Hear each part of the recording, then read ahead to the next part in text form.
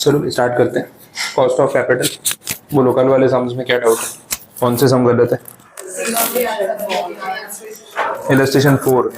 उसमें sir maturity value दी नहीं है तो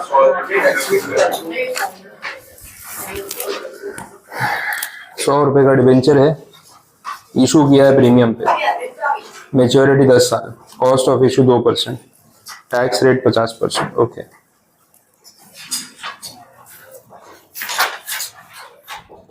जब मेच्योरिटी वैल्यू कुछ मेंशन नहीं किया ना, हाँ तो नहीं किया तो फिर एट पार उन्होंने मान लिया तो ठीक है, और कोई ऑप्शन भी नहीं, कुछ नहीं बोला तो एट पार ही मान सकते हैं, और क्या करेंगे। तो नहीं दिया तो अजम्पशन ले लो, बाकी कैलकुलेशन में भी मिस्टेक है क्या? और ये केडी खाली बोल रहा है तो आफ्टर टैक्स बिफोर टैक्स दोनों फाइंड करते हैं, खाली आफ्टर टैक्स कर।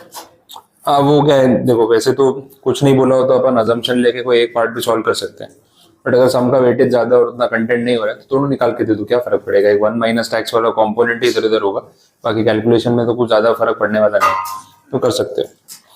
मेन एग्जाम में ऐसा नहीं करेंगे मोस्टली, ये मॉड्यूल के क्वेश्चन एक्चुअली एग्जाम के लेवल के ही नहीं है, सारे इलस्ट्रेशन जो है ना बहुत बेसिक से दिए हुए हैं, खाली फॉर्मूला रिलेट कराने का उनका इंटेंशन है। तो एग्जाम में जो जिस तरीके के समझ आते हैं वैसा लेवल यहाँ है नहीं, वो आपको क्रैकर में मिलेगा, क्रैकर में आएगा, इसलिए क्रैकर सॉल्व करना जरूरी है। ये सम करके जाओगे खाली तो फिर एग्जाम में पता ही नहीं चलेगा क्या हो गया, तो क्रैकर करेंगे अपन। और बोलो, और कोई सम में कुछ डाउट जो कल तक बताया उन कंसेप्ट में कुछ डाउट? आंसर तो सही आ रहा होगा ना, आंसर में मिस्टेक है क्या? नीचे प्लस आना चाहिए। अच्छा वैसा है, नहीं पर उन्होंने वैल्यू तो सही यूज की है, तो खाली टाइपिंग एरर है उससे। आंसर आपने अपना आंसर निकाला होगा ना, इससे अलग आ रहा है। वो जो नीचे माइनस लिखा है उससे फर्क नहीं पड़ रहा, क्योंकि फिर लिया तो उन्होंने एवरेज ही है, वैल्यू भी तो देखो 1,01,500 तो सही अमाउंट है ना, तो ऊपर माइनस लिखा है तो क्या फर्क पड़ रहा है, वो जो टाइपिंग एरर है। आ गया तो फिर बाकी लोग का नहीं आ रहा है तो ठीक से चेक करो फिर, जब एक का आ रहा है तो बाकी लोगों का भी आ ही रहा होगा। जो आंसर दिया है वही आ रहा है कि अलग आ रहा है?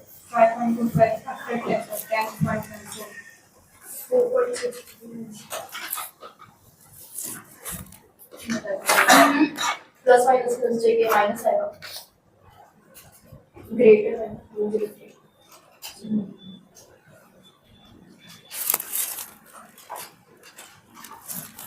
बोलो क्या हुआ, आया ये करवाना है? नहीं आ रहा है तो देख लो, वैल्यू टैली कर लेते हैं और क्या।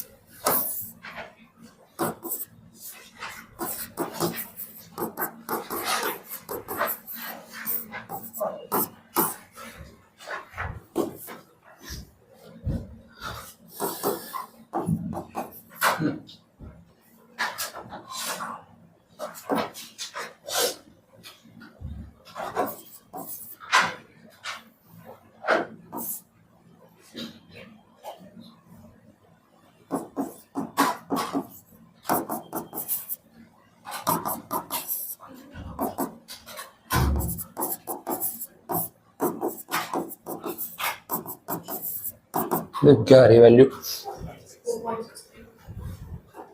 आ तो रहा है। इसमें क्वेरी क्या थी वो देख लो भाई, कैलकुलेशन में तो कुछ है ही नहीं ऐसा जो नहीं आ रहा। ये माइनस में आ रहा है, वो तो वैल्यू पे डिपेंड करता है। तो ये माइनस होना चाहिए, आप लोगों ने प्लस कर दिया होगा तो बात अलग है। अब ये तो ध्यान रखना पड़ेगा ना, ये माइनस आएगा, ये प्लस किया था तो सामने वैल्यू दिख रही है ना, माइनस होगा। हाँ तो रहा आंसर तो मैच हो रहा है। अब बेसिक कैलकुलेशन में भी इतना गड़बड़ करोगे तो कैसे मैनेज होगा? बोलो और कुछ। अब क्लियर है? कैलकुलेशन तो सामने है, एकदम सिंपल। बोलो और क्या डाउट है? कंप्लीट। आगे देखने टॉपिक्स। इक्विटी शेयर कैपिटल वाला पॉइंट हम देख रहे थे ना कल, उसमें अलग अलग मेथड्स थे कि ई कैसे फाइंड आउट करना है। एक CAPM मॉडल था, उस पर बात हुई। फिर इसके बाद एक डिविडेंड यील्ड मॉडल देखा, तो वहाँ डिविडेंड यील्ड को प्रायोरिटी दे रहे हैं। फिर इसके बाद देखा अर्निंग यील्ड, तो उसमें EPS को प्रायोरिटी दे रहे हैं। ये सब था। अब आगे के जो मेथड्स हैं वो भी देख लेते हैं। जो नेक्स्ट मेथड है कि ई फाइंड करने का अप्रोच डिफरेंट है। मतलब फाइंड तो के ही करना है, मतलब इन्वेस्टर की एक्सपेक्टेशन जो है वो डिफरेंट पैरामीटर्स पे डिपेंड कर सकती है, ये बात चल रही है। नेक्स्ट जो मेथड है उसमें बोला है डिविडेंड यील्ड प्लस ग्रोथ। तो यहाँ पे इन्वेस्टर जो है ना उसका अप्रोच ऐसा है कि भाई डिविडेंड यील्ड तो चलो ठीक है अपनी जगह है, लेकिन वो डिविडेंड अगर सेम ही रहने वाला है हर साल तो फिर उसको इंटरेस्ट नहीं आ रहा है इन्वेस्ट करने में। उसको डिविडेंड में भी ग्रोथ चाहिए, हर साल थोड़ा थोड़ा डिविडेंड बढ़ता रहना चाहिए, ये इन्वेस्टर की एक्सपेक्टेशन है। अब इस सिचुएशन में फिर हम के कैसे निकालेंगे? तो बोला डिविडेंड यील्ड वाला जो फॉर्मूला है उतना पार्ट तो यूज करना ही है, उसमें ग्रोथ वाला परसेंटेज ऐड हो जाएगा कि भाई कितनी ग्रोथ उसको एवरी ईयर चाहिए, उसकी एक्सपेक्टेशन उतने परसेंटेज से बढ़ जाएगी। तो फॉर्मूला में भी आप देखोगे तो उसका इफेक्ट आपको दिखेगा। तो बोला डिविडेंड पर शेयर, क्योंकि डिविडेंड यील्ड की बात हो रही है। अब डिवाइड बाय में अपने वही लेते हैं मार्केट प्राइस और प्लस ग्रोथ परसेंटेज। ये जो फैक्टर है ये एक्स्ट्रा ऐड हो जाएगा, बाकी ये वाला पार्ट तो सेम ही है जो हमने कल भी देखा था, क्योंकि उसको डिविडेंड के साथ साथ ग्रोथ भी चाहिए। तो वो दोनों चीजें प्लस करके जो वैल्यू आएगी वो के ही होगी। तो हर एक अप्रोच में कुछ ना कुछ वेरिएशन आता है वैसा। तो ये पॉइंट भी आपके सामने है, बस इतना ही आंसर आएगा, इसमें और कुछ करना नहीं। और ये सब कुछ आफ्टर टैक्स ही माना जाता है, because dividend is like after tax. तो डिविडेंड और अर्निंग वाला जो मॉडल होगा वो सब आफ्टर टैक्स होता है, तो टैक्स का कोई अलग से इफेक्ट देने की नीड नहीं रहती यहाँ पे।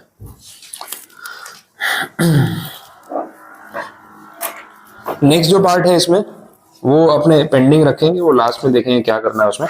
Dividend grows at different rates. यहाँ पे तो डिविडेंड का ग्रोथ रेट कांस्टेंट है ना, हर साल 5% बढ़ेगा तो वैसा फिक्स है। इसमें बोल रहा है कि डिविडेंड अलग अलग रेट पे ग्रो करेगा, तो वो थोड़ा सा कॉम्प्लिकेटेड हो जाएगा। एक बार क्रैकर में भी देख लेंगे इस टाइप के सम्स का कहीं यूज हो रहा है कि नहीं हो रहा है, तो लास्ट में उसको देखेंगे, अभी पेंडिंग रख रहे हैं तो वो पार्ट जाने दो। पहले मैं क्या हर एक मेथड के कंसेप्ट आपको समझा रहा हूँ, सम्स तो फिर करने ही है। नेक्स्ट अगला जो पार्ट है वो पेज 554 पे आपको मिलेगा, cost of newly issued equity shares, ऐसा एक टाइटल दे रखा है इलस्ट्रेशन 12 से पहले, वो देख लो क्या है। सिंपल टॉपिक है, cost of newly issued equity shares या उसकी एक्सपेक्टेशन है कि एक इन्वेस्टर जो है वो कैसे लगाने की कोशिश करेगा। फॉर्मूला में ऑल्टरनेटिव्स दे रखे हैं, जो सबसे लॉजिकल होगा वो अपना यूज करेंगे। तो अगर इक्विटी शेयर होल्डर की एक्सपेक्टेशन की बात हो रही है तो ज्यादा लॉजिकल है कि वो अर्निंग्स पे फोकस करे कि कंपनी उसको कमा के क्या दे रही है। तो न्यूमरेटर में जो है हमारे पास EPS एक फैक्टर है जो काफी लॉजिकल लगता है। अब बात यहाँ पे ये हो रही है cost of newly issued equity shares. अब दो चीजें होती है, डिनोमिनेटर में अपन ना क्या तो मार्केट प्राइस ले सकते हैं या नेट प्रोसीड्स ले सकते हैं, दो ऑप्शंस हैं।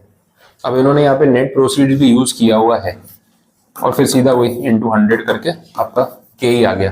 अब ये नेट प्रोसीड क्यों यूज कर रहे हैं, उसकी क्या अप्रोच है वो समझ लो। बाकी तो मार्केट प्राइस भी अवेलेबल होता ही है। जो शेयर्स न्यूली इशूड है, स्पेसिफिक बोला न्यूली इशूड शेयर्स, तो हो सकता है कि उसकी कोई मार्केट प्राइस अवेलेबल ना हो, बिकॉज अभी तो इशू किए, अब ट्रेडिंग शुरू होगी तो कुछ मार्केट प्राइस मिलेगा। तो न्यूली इशूड इक्विटी शेयर्स की मार्केट प्राइस हो सकता है अवेलेबल ना हो प्रैक्टिकली, तो उसमें फिर ऑप्शन क्या बचता है हमारे पास, नेट प्रोसीड्स, कि उन शेयर्स को इशू करके कंपनी के पास पर शेयर कितना पैसा आया। नाउ यू नो कि नेट प्रोसीड्स होता क्या है, वो जो भी इशू प्राइस होगा माइनस फ्लोटेशन कॉस्ट, वो करने के बाद जो बचा दैट इज नेट प्रोसीड्स। तो इस केस में क्योंकि न्यूली इशूड शेयर्स है, हम डिनोमिनेटर में मार्केट प्राइस के बदले नेट प्रोसीड को ज्यादा प्रायोरिटी दे सकते हैं, because that looks more relevant. अब बाकी तो फिर डेटा में जो दिया, डेटा में अगर मार्केट प्राइस अवेलेबल है तो आप यहाँ पे मार्केट प्राइस भी ले सकते हो, इसलिए इन्होंने ऑप्शनल फॉर्मूला दे दिया और करके लिखा है भाई EPS अपॉन मार्केट प्राइस या मार्केट वैल्यू या मार्केट प्राइस, वो भी एक ऑप्शन है। फिर बोला आप ईपीएस के बदले डिविडेंड भी तो यूज कर सकते हो। अप्रोच में तो डिविडेंड यील्ड भी होता है, अर्निंग यील्ड भी होता है, तो और करके फिर बाकी फॉर्मूला भी बन जाएंगे। आप डिविडेंड पर शेयर ले लो, उसमें भी अब नीचे आपको नेट प्रोसीड लेना है, तो एक ऑप्शन वो है। नेट प्रोसीड नहीं लेना और मार्केट प्राइस लेना है तो दूसरा ऑप्शन वो है। तो ऐसे तो 3-4 फॉर्मूला बन गए, कुछ भी यूज करो। न्यूली इशूड शेयर्स में आप डिविडेंड के बेस पे कैलकुलेट करना चाहते हो या ईपीएस के बेस पे, वो एज एन इन्वेस्टर आपकी जैसी एक्सपेक्टेशन, और डिनोमिनेटर में जो अवेलेबल हो वो ले लो। अगर मार्केट प्राइस है तो ठीक है, नहीं है तो नेट प्रोसीड। तो 4 फॉर्मूला बन जाते हैं ऐसे। सबसे लॉजिकल ये वाला लगा मुझे। ये टोटल अर्निंग्स लो ना, फिर से डिविडेंड को क्यों प्रायोरिटी दे रहे हो? पूरी कमाई कंपनी कितनी कर रही है वो देखो, और मार्केट प्राइस अवेलेबल होने के चांसेस कम है। तो चारों में से सबसे प्रोबेबल ये वाला है। फिर डेटा पे, सब बुक में तो फिर सम के डेटा पे डिपेंड करता है, जो इन्फॉर्मेशन अवेलेबल होगी उसमें से जो फॉर्मूला मैच करेगा वही लगाना पड़ेगा। समझ आ रहा है? बट ऑप्शन सारे हैं, मतलब देख लो यहाँ पे भी मल्टीपल ऑप्शंस लिखे हुए हैं। बोलो कोई कंफ्यूजन अब यहाँ तक समझ आया? ये सबसे बेस्ट है, ये वाला फॉर्मूला फर्स्ट।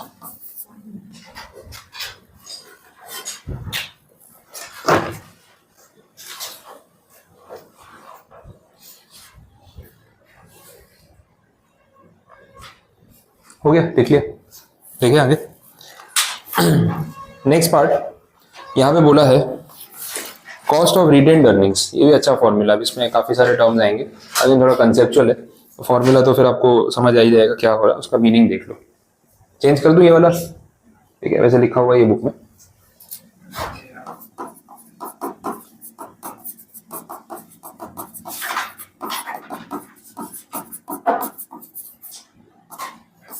रिटेन्ड अर्निंग्स की कॉस्ट की बात हो रही है। रिटेन्ड अर्निंग्स मतलब जो पैसा कंपनी के पास पड़ा है, ईपीएस में से जितना उन्होंने नहीं बांटा, जो बाकी का बांट दिया, वो डिविडेंड पर शेयर। अब इसकी कॉस्टिंग या इस बेसिस पे अगर हम इक्विटी के एक्सपेक्टेशन निकालने की कोशिश करें तो कैसे होगा? इसको के ई नहीं बोलेंगे, इसको के आर बोलेंगे। कॉस्ट ऑफ रिटेन्ड अर्निंग्स, वो तो इक्विटी हो गया, ये रिटेन्ड अर्निंग्स। एक बार फॉर्मूला लिख रहा हूँ, फिर आपको एक्सप्लेन कर देता हूँ उसमें है क्या। डिविडेंड पर शेयर है into 1 minus tax,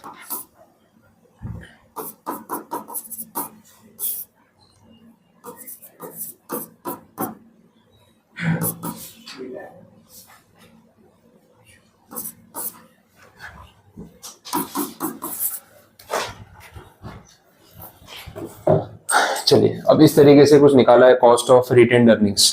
cost of retained earnings वही कि अगर ये रिटेन नहीं करते और बांट देते तो इन्वेस्टर को क्या मिलता। इन्वेस्टर के पॉइंट ऑफ व्यू सोचना है। रिटेन्ड अर्निंग्स मतलब जो पैसा कंपनी ने इन्वेस्टर को नहीं दिया।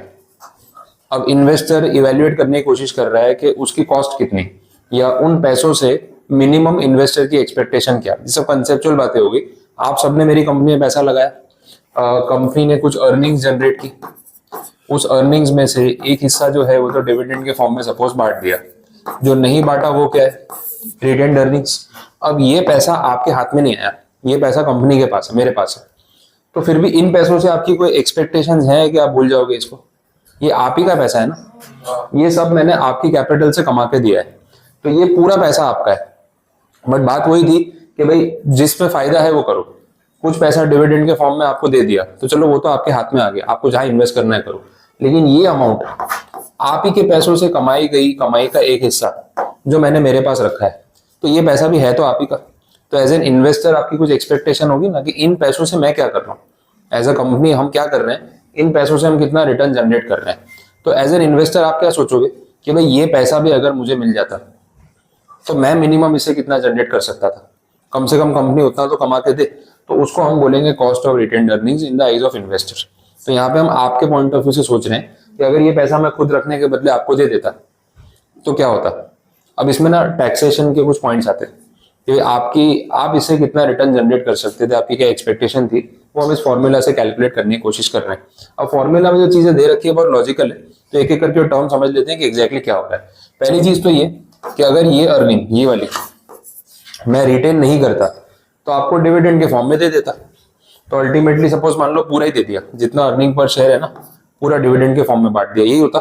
तो जो हिस्सा दे दिया उसका तो हम यहाँ कोई डिबेट कर ही नहीं रहे, लेकिन जो हिस्सा मैंने अपने पास रखा, अगर मैं अपने पास नहीं रखता तो मेरे पास दूसरा ऑप्शन क्या था, to distribute that amount as dividend. बात खत्म हो गई। तो यहाँ पे डिविडेंड पर शेयर के नाम पे अगर मैं आपको पैसा डिस्ट्रीब्यूट करता तो उसका इफेक्ट क्या होता वो भी आपको समझना है।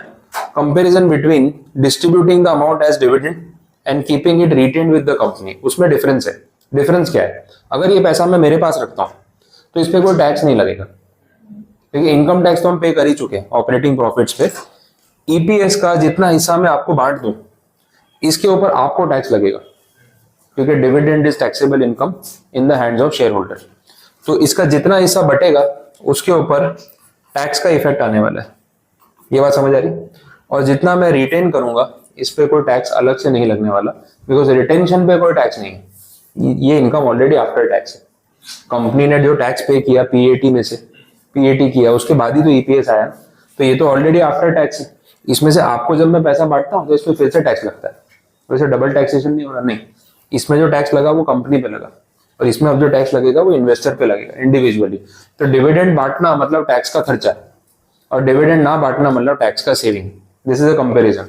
दूसरा, जब आप डिविडेंड बांटते हो तो जिस इन्वेस्टर को आप डिविडेंड बांट रहे हो, इन्वेस्टर ने जो शेयर लिए है ना वो कहीं ना कहीं किसी ब्रोकर के थ्रू लिए होंगे, तो ब्रोकरेज वाला भी एक कॉस्ट आ जाता है। वो डिविडेंड पास ऑन करने में भी एक ब्रोकरेज का एक्सपेंस आ जाता है।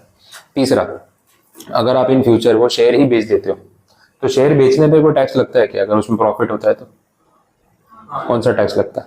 कैपिटल गेन, कैपिटल गेन लगता है। ये सारे पॉइंट्स को इन्होंने यहाँ पे यूज किया। अब आप समझो कि अगर मैंने आपको रिटेन अर्निंग्स का पैसा बांट दिया तो आपको आपके पास क्या बचेगा और कितना आपका खर्चा होगा वो यहाँ पे कैलकुलेट हो रहा है। मैंने आपको डिविडेंड दिया तो उस पर आपका टैक्स लगेगा या नहीं लगेगा?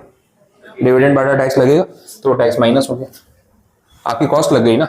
डिविडेंड के नाम पे आपके हाथ में 10 रुपए आया, उसके ऊपर मान लो 15% टैक्स है, तो बचा तो 8.5, 1.5 रुपया तो चला गया, वो यहाँ पे इन्होंने माइनस किया। तो ये जो आई लिखा है ना उसका मतलब है इंडिविजुअल पे लगने वाला टैक्स। जिसको डिविडेंड मिलता है उसके डिविडेंड इनकम पे जो टैक्स लगता है वो उसके हाथ में से पैसा माइनस हो गया ना। तो जैसे ही मैंने आपको डिविडेंड के नाम पे मान लो 10 रुपए दिए, मान लेते हैं कि जो टैक्स का रेट है यहाँ पे वो 15% है, ऐसा है नहीं क्योंकि स्लैब रेट लगता है, मान लेते हैं। तो जैसे ही आपको 10 रुपया मिला, 1.5 रुपया तो टैक्स चला गया ना आपके हाथ से, तो बचा क्या? 8.5, रफ एग्जाम्पल। अच्छा, ब्रोकर भी तो ब्रोकरेज मांगेगा, भैया डिविडेंड पहुंचाया आपने, मेरे थ्रू शेयर लिए थे, मेरा 50 पैसा ब्रोकरेज, वो भी ले गया, क्या बचा? 8 रुपए। बात समझ आ रही है? इन्होंने यही चीज की है यहाँ फॉर्मूला में और कुछ नहीं किया। आपके डिविडेंड में से टैक्स माइनस कर दिया, ब्रोकरेज माइनस कर दिया, जो बचा वो इन हैंड आपका 8 रुपए। बात क्लियर यहाँ तक? ठीक है। अब डिनोमिनेटर में क्या है, हम तो रिटर्न निकालने की कोशिश कर रहे हैं ना। तो एज एन इन्वेस्टर आप क्या देखते हो कि भाई मुझे इतना डिविडेंड मिला और मैंने शेयर कितने का लिया था, तो डिनोमिनेटर में तो आप शेयर का मार्केट प्राइस ही लोगे। यील्ड वाला फॉर्मूला याद कर लो। अगर आप सिर्फ ये चीज देखोगे तो ये पता है क्या है? This is dividend yield. कर चुके हो, कल ही तो देखा था, dividend yield DPS upon market price, वही था ना। पर टैक्सेशन का इफेक्ट हम यहाँ पे दे रहे हैं, ठीक है। हम रिटेन अर्निंग्स की बात कर रहे हैं क्योंकि पैसा रिटेन करने पर टैक्स नहीं लगता, लेकिन पैसा बांटने पर टैक्स लगता है, इसलिए यहाँ पे हम टैक्स के इफेक्ट को कंसिडर कर रहे हैं। बात समझ आई? अब देखो, डिविडेंड में से आपका टैक्स कट गया, आपका ब्रोकरेज कट गया, आप यहाँ तक आ गए, तो न्यूमरेटर वाला पार्ट तो सॉर्ट हो गया कि क्या हो रहा है। डिनोमिनेटर में जो ये बोला है मार्केट प्राइस, जब आप गिन रहे हो कि भाई मैंने शेयर मान लो 150 रुपए में, आज की प्राइस 150 है, तो ये 150 रुपए में सपोज आप शेयर आज बेच देते हो, तो पूरा 150 आपके हाथ में नहीं आएगा, उसमें से कैपिटल गेन माइनस होगा।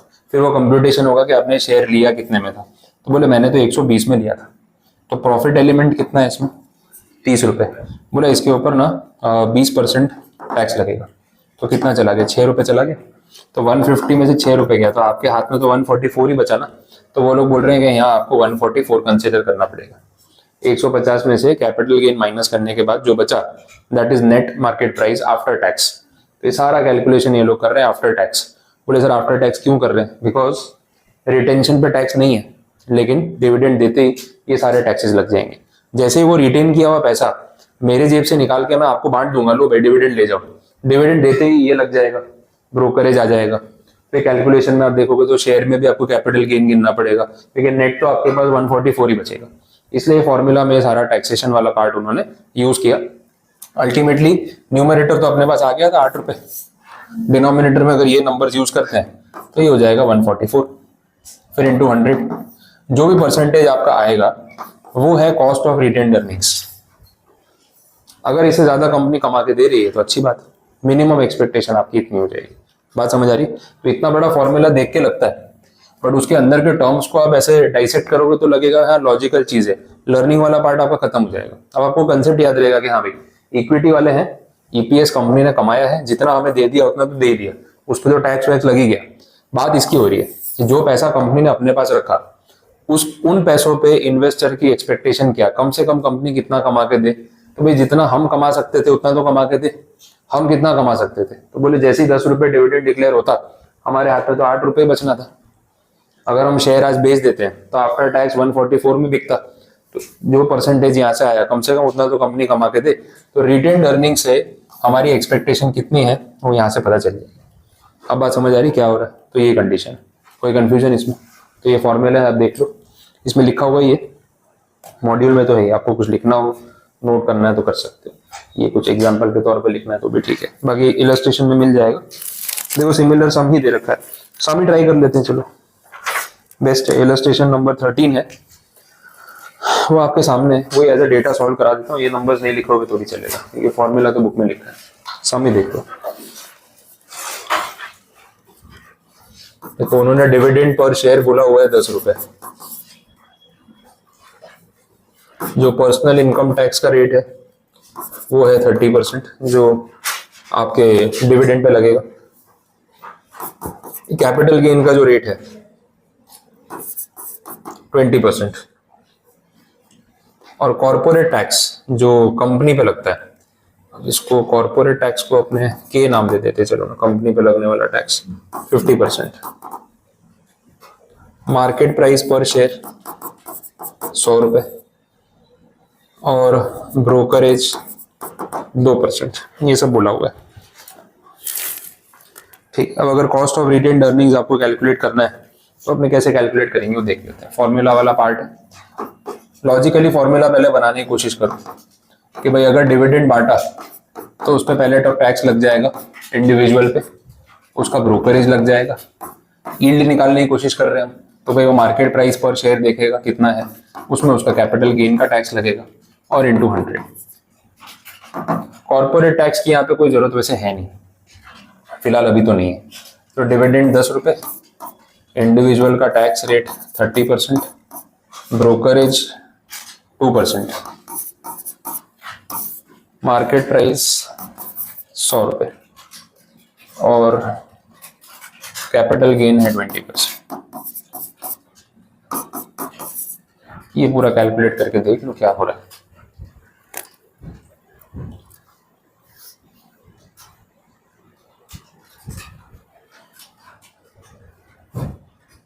Technically this is after tax, जो फॉर्मूला है वो मैं समझा देता हूँ। आफ्टर टैक्स बिफोर टैक्स का क्या चक्कर है, आप पहले मुझे परसेंटेज निकाल के बता दो। 8.579। सबका आ रहा है, देख लो फॉर्मूला रिलेट हुआ क्या हो रहा है। देखो जितने फॉर्मूला देखे ना सब में कंसेप्ट है, आपको वैसा विदाउट लॉजिक लर्निंग वाला कुछ नहीं मिला होगा अभी तक।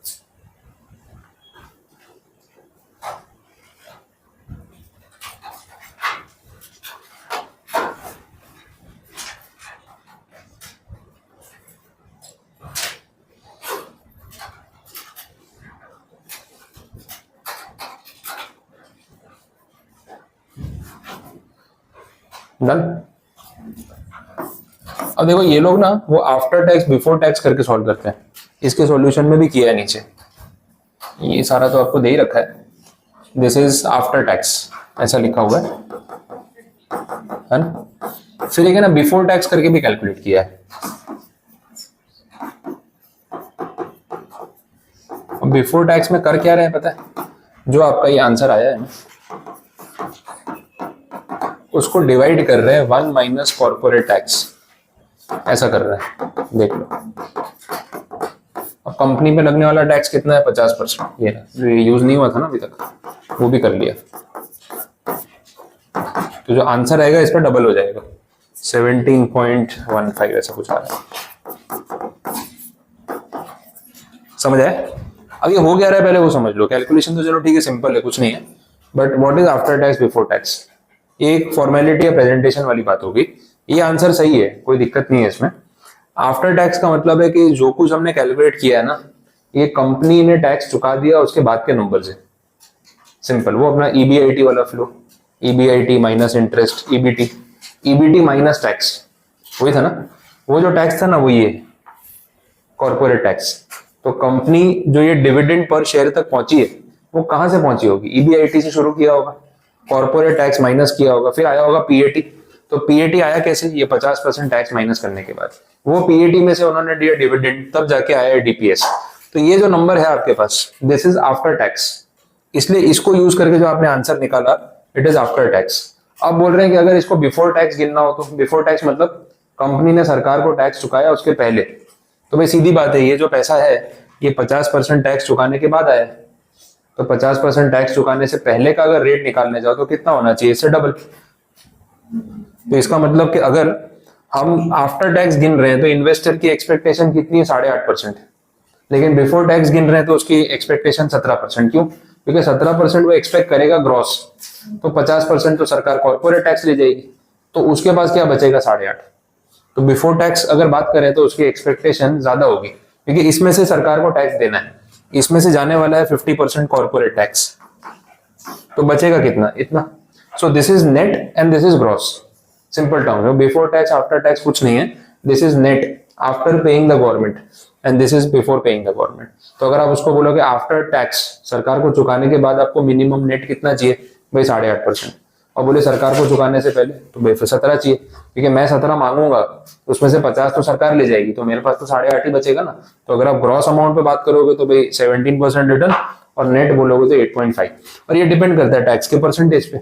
अब यही कॉर्पोरेट टैक्स जो है वो वैसे नॉर्मली 30% होता है, तो अगर ये 50 के बदले 30 होता तो मेरी एक्सपेक्टेशन कम होती, तो मुझे 17 नहीं चाहिए था। मैं 8.5% को 30%, 1 माइनस 0.3 से डिवाइड करता, ये नंबर कुछ और आता, तो मेरी एक्सपेक्टेशन अलग होती। तो टैक्स के रेट पे भी तो डिपेंड करता है ना, रेट क्या दे रखा है। हाँ, अगर वो 30% होता तो यहाँ पे नंबर अलग होता ना, फिर 8.575 डिवाइड बाई 1 माइनस 0.3, तो कितना आता देखो ना, 12.21. ठीक है 12.21, और ऐसा आता कि भाई इतना दे दो, ठीक है, क्योंकि इसमें 30% ही टैक्स जाने वाला है ना, बाकी का तो मेरे पास बचेगा। तो ये नेट तो सेम ही आने वाला है, ग्रॉस जो फर्क पड़ेगा वो परसेंटेज के ऊपर फर्क पड़ेगा। उन्होंने एग्जाम्पल में 50 दिया है, एग्जाम में 30 हुआ तो 30, कोई और रेट हुआ तो वैसे। अब बात समझ आई, बिफोर टैक्स आफ्टर टैक्स। तो जितने भी और प्रीवियस मेथड्स में भी ना बिफोर टैक्स आफ्टर टैक्स है, आप देखना सब में उन्होंने यही किया है। जो आपका नेट आंसर आया है ना उसको डिवाइड बाई 1 माइनस टैक्स किया हुआ है। तो वो क्यों किया है, वो कॉमन लॉजिक हो गया हर मेथड में, तो कोई कंफ्यूजन नहीं है, ठीक है। तो ये एक अच्छा टॉपिक है, this is cost of retained earnings, क्योंकि एक बड़ा सा फॉर्मूला है, हर कोई लॉजिक समझ के नहीं आता है। फॉर्मूला दिया, रट लिया, ये वैल्यू ढूंढी, लगा दी। मेजोरिटी लोग ऐसे सॉल्व करके आते हैं, थोड़ा बहुत भी अगर उसको ट्वीक कर दिया, घुमा दिया, तो अपने को मालूम ही नहीं पड़ता कि कहाँ से आया। बट अपन ने उसका मीनिंग समझ लिया है तो अपने लिए वो इतना प्रॉब्लम नहीं है। एग्जाम में आए तो अच्छी बात है, आराम से सॉल्व हो जाएगा, कोई इशू नहीं। चलो, तो ये पॉइंट जो है कॉस्ट ऑफ रिटेन्ड अर्निंग्स वो भी यहाँ पे कंप्लीट, इलस्ट्रेशन भी देख लिया। यहाँ तक आते आते ना इस पूरे चैप्टर के सारे मेथड्स आपके खत्म हो गए। अब अगर आप पूरे चैप्टर को ओवरऑल समराइज करोगे तो हमने अभी तक क्या सीखा वो भी देख लो। हम बात कर रहे थे कॉस्ट ऑफ कैपिटल की। कैपिटल रेज करने के हमारे पास अलग अलग रास्ते, एक रास्ता डेट वाला, एक प्रेफरेंस वाला और एक इक्विटी। अब डेट में हमने वो KD कैलकुलेट किया, रिडीमेबल, इरिडीमेबल, टैक्स वाली चीजें अलग अलग देखी, तो ये एक पार्ट हो गया। फिर हमने इसमें KP देखा। प्रेफरेंस में भी ज्यादा कुछ कैलकुलेशन नहीं था, because it is already after tax और सीधा फिक्स रेट पे देना होता है, तो कोई कंफ्यूजन है नहीं। KE इक्विटी वाला जो पार्ट है, इक्विटी में हमने बहुत सारे मेथड्स देखे, अलग अलग अप्रोचेस। एक वो CAPM का मेथड अलग है, डिविडेंड यील्ड का मेथड अलग है, अर्निंग यील्ड का मेथड अलग हो गया। फिर हाँ, डिविडेंड में फिर ग्रोथ वाला अप्रोच डाल दिया जो आज हमने देखा। तो ये सारे अलग अलग अप्रोचेस।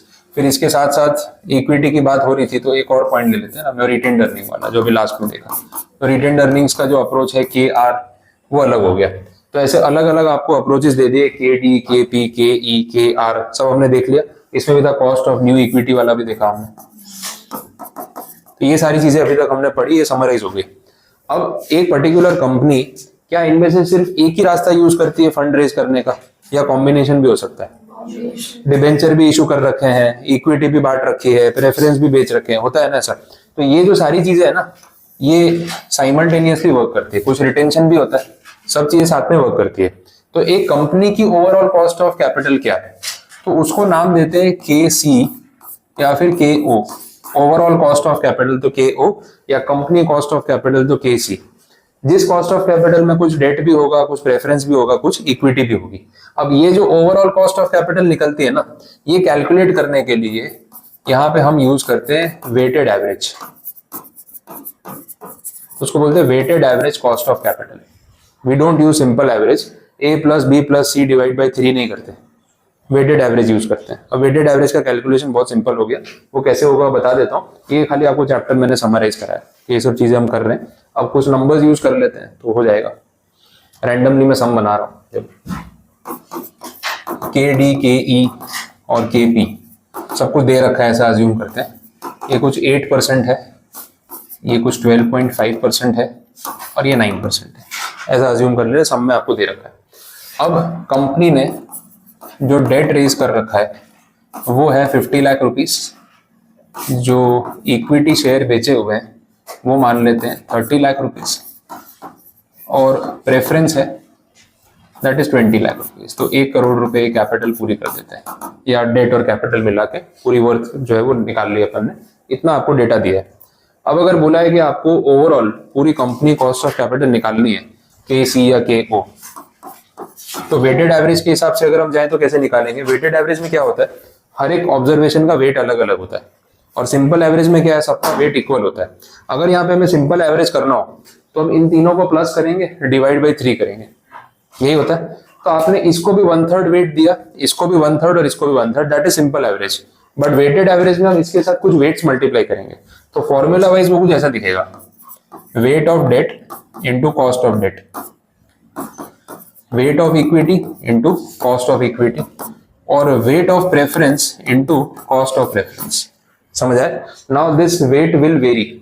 सिंपल एवरेज में वेट्स इक्वल होते हैं, इतना डिटेल में आपने कभी एवरेज में सोचा नहीं होगा, बट अल्टीमेटली ऐसा ही होता है। अगर मैं ये चीज आपको सिंपल एवरेज से कैलकुलेट कराऊं ना, तो देखो कैसे होगा। वेटेड पे तो बाद में जाते हैं, पहले सिंपल समझ लो। सिंपल एवरेज में आप तो ऐसे ही करते हो ना, यही करते हो। अब इसको मैं प्रेजेंटेशन में चेंज कर रहा हूं, देखो ऐसे लिखूं तो कोई फर्क पड़ेगा? एक ही बात है, ठीक है, इतना तो पक्का है। इसको ऐसे भी लिख सकता हूं और आगे सेम है, 12.5 इंटू 1/3, ये भी सेम है, और 9 इंटू 1/3। समझ आए?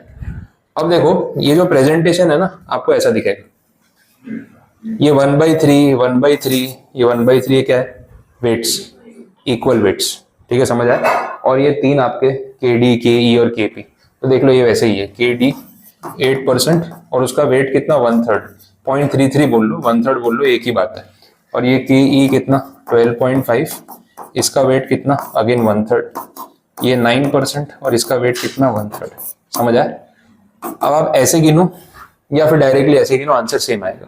बिकॉज सिंपल एवरेज में आप हर एक ऑब्जर्वेशन को सेम वेट देते हो, दैट इज सिंपल है, इसलिए सिंपल बोलते हैं, कैलकुलेशन इजी हो जाता है। बट वेटेड में हम ऐसा नहीं करते, वेटेड में ना ये सब वेट्स अलग अलग होते हैं, इसलिए आपको कैलकुलेशन में इस तरीके से लिखना पड़ता है। अब अगर हम वेटेड एवरेज निकालने की कोशिश कर रहे हैं तो वेट्स कहां से मिलेंगे? फिर वेट्स आपको मिलेंगे यहां से।